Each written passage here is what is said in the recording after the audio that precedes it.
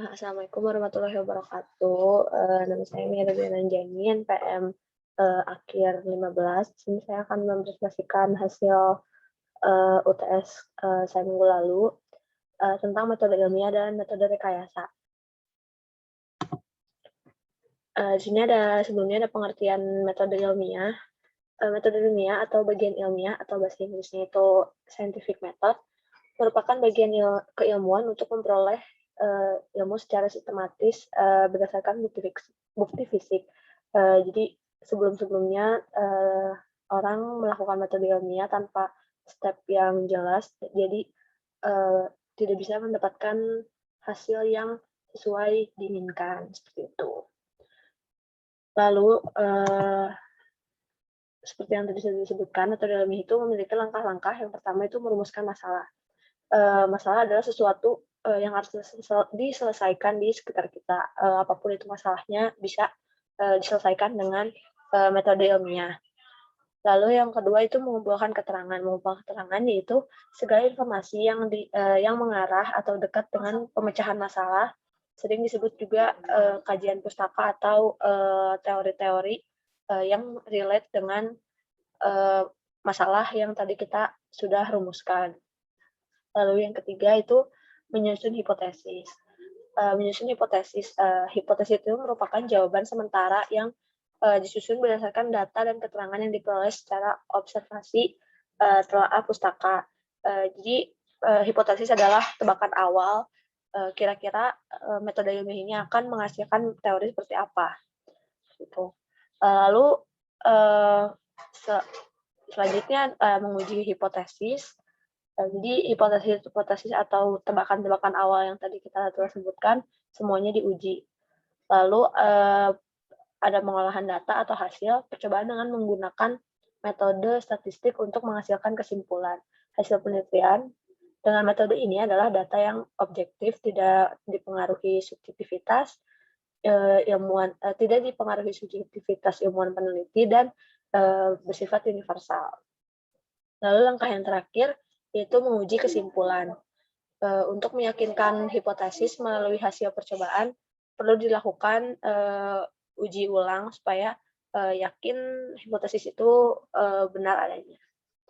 Selain ada langkah-langkah metode ilmiah juga memiliki karakteristik. Yang pertama itu bersifat kritis dan analisis. Metode ilmiah berarti peneliti dengan rinci melakukan observasi dan eksperimen untuk mendapatkan hasil yang akurat. Yang kedua itu bersifat logik atau logis. Metode ilmiah berarti langkah-langkah yang dilakukan peneliti dapat dijelaskan secara logis, bukan berdasarkan filsafat dan tidak dapat dijelaskan secara logika. Lalu yang ketiga bersifat objektif. Hasil-hasil yang didapat harus merupakan hasil objektif, artinya hasil itu tidak eksklusif hanya dari si peneliti. Lalu selanjutnya ada karakteristiknya itu bersifat empiris, hasil didapatkan dari kejadian yang nyata dan benar-benar terjadi, bukan hanya opini dari penelitinya sendiri atau orang lain. Lalu yang terakhir itu bersifat konseptual, berfokus pada hal-hal yang berkaitan dengan konsep sesuatu fenomena. Peneliti bukan terbatas hanya pada fakta-fakta yang dapat dirasakan atau dilihat secara nyata, tapi juga dapat dijelaskan bagaimana fakta-fakta yang terkaitnya.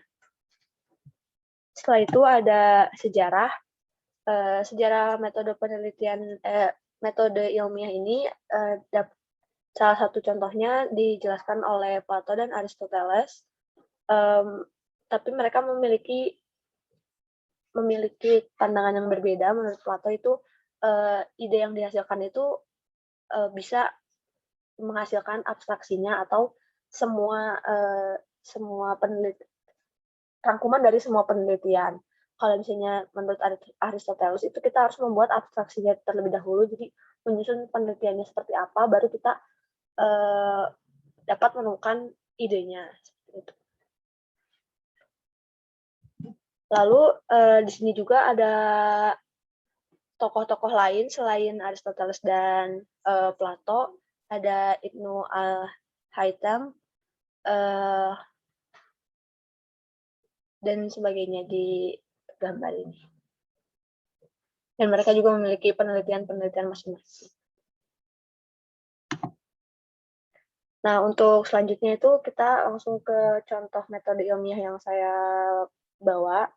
Ini tuh judulnya pengaruh learning cycle dan inquiry terbimbing ditinjau dari pemahaman metode ilmiah terhadap prestasi belajar.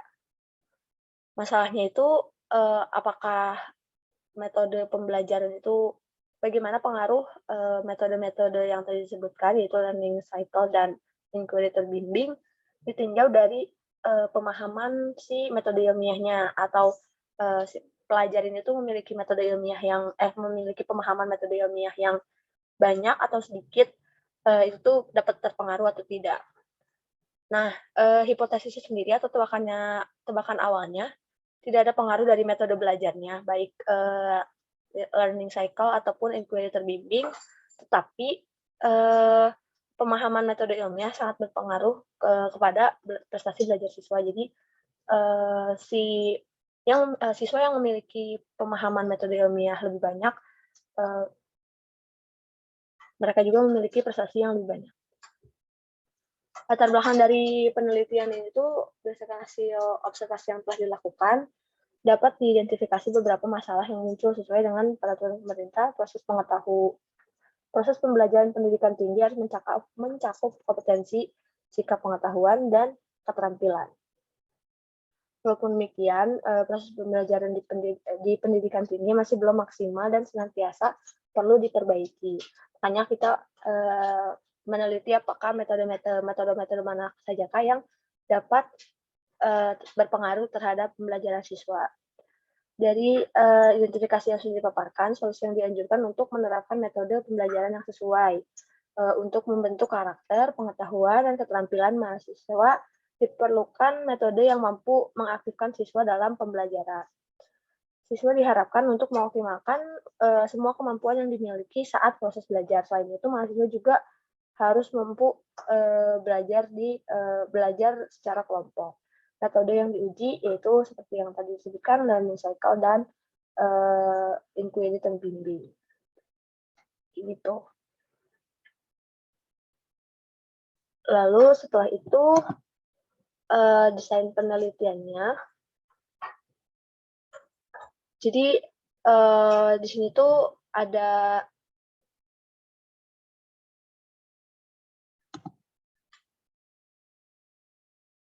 sebentar.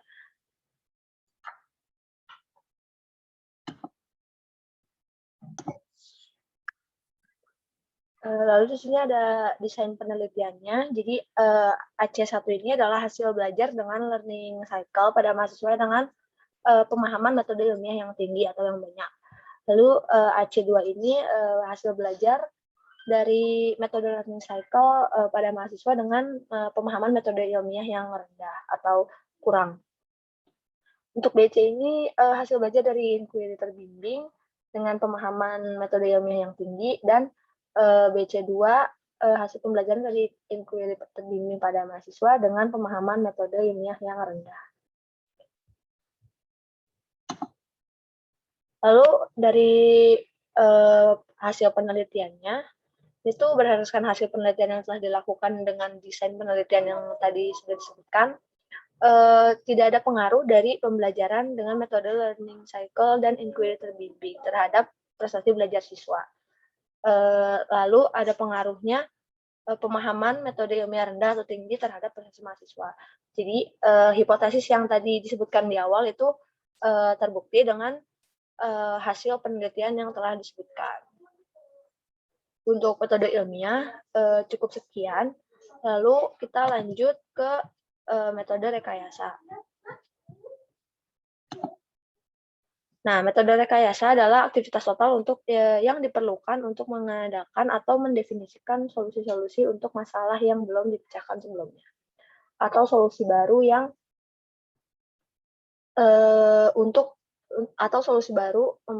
memecahkan suatu masalah yang baru juga.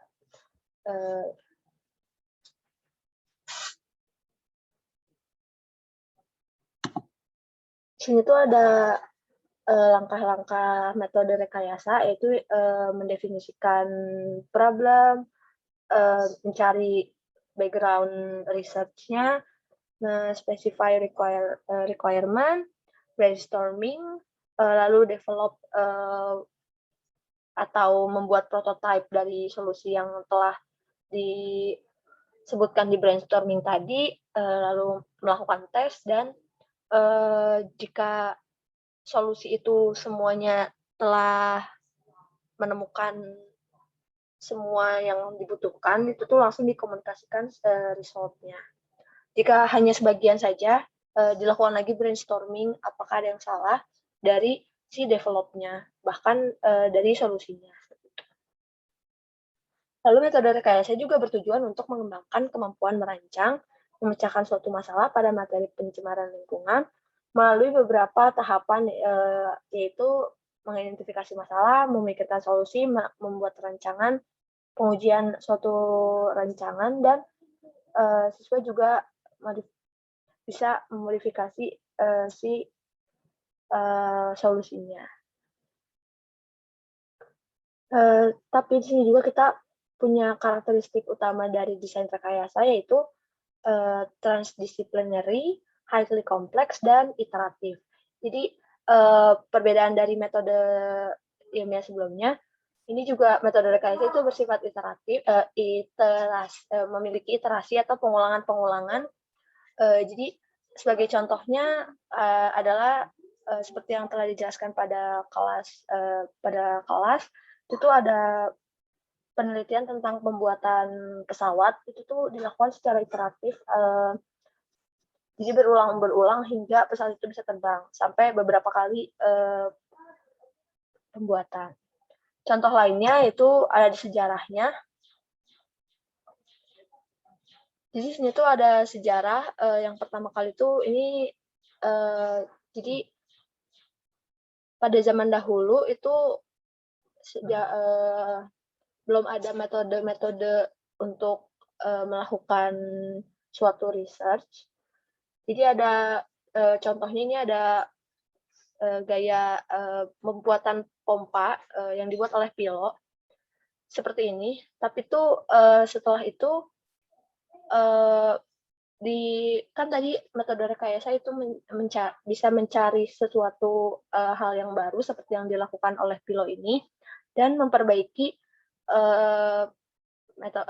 metode yang sebelumnya udah ada atau materi yang sebelumnya udah ada, yang seperti dilakukan oleh Hero ini. Jadi pompa yang dibuat oleh Hero ini adalah perbaikan dari yang dibuat oleh gaya Pilot ini.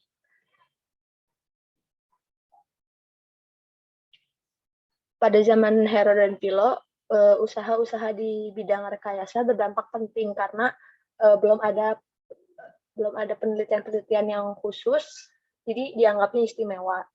Di samping itu, para praktisi umum juga mengingatkannya hal ini bukan terjadi di hari ini, tapi bisa juga di selanjutnya. Jadi sampai sekarang juga masih ada perbaikan-perbaikan tentang metode yang telah ada.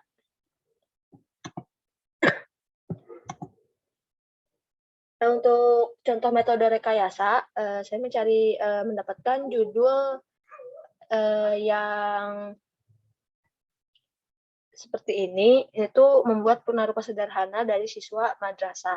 Sebenarnya untuk purnarupanya seperti apa kurang dijelaskan dalam penelitian ini, tapi di sini tuh berfokus kepada pengajaran kepada siswa madrasah ibtidaiyah ini untuk memiliki kemampuan metode rekayasa, karena seperti yang dipaparkan dalam masalah, untuk menghasilkan tenaga kerja industri di 4.0 ini yang bisa bersaing, diperlukan keterampilan sains, teknologi, teknik, dan matematika atau STEM yang kuat. Oleh karena itu diperlukan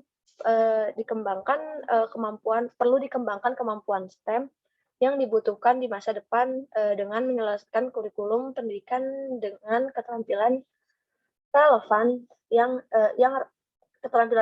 dengan industri yang sedang diperbincangkan.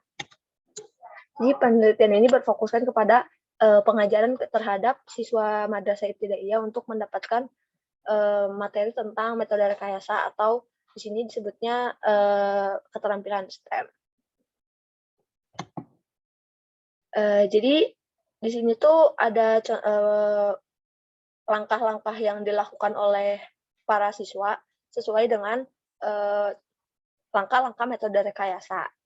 Jadi untuk siswanya sendiri itu adalah dari sekolah dasar Islam atau madrasah ibtidaiyah. Sebelum dilakukan si siswa itu melakukan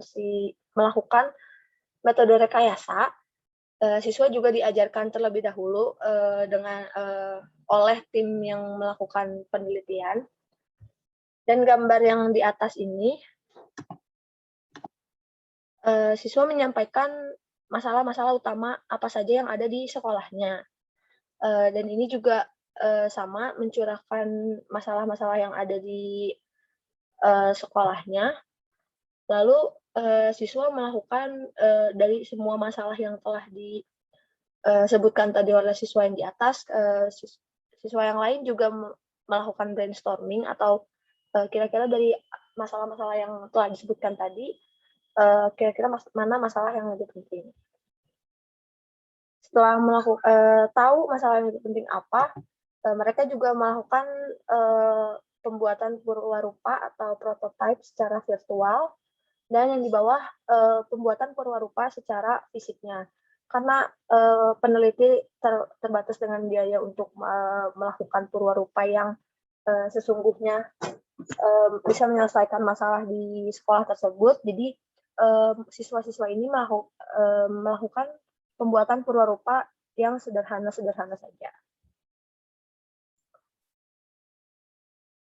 Kesimpulannya, si peneliti ini dapat menyampaikan materi dan diimplementasikan dengan siswa secara baik tentang metode rekayasa ini. Sekian presentasi yang bisa saya sampaikan. Terima kasih. Mohon maaf apabila ada kesalahan. Assalamualaikum warahmatullahi wabarakatuh.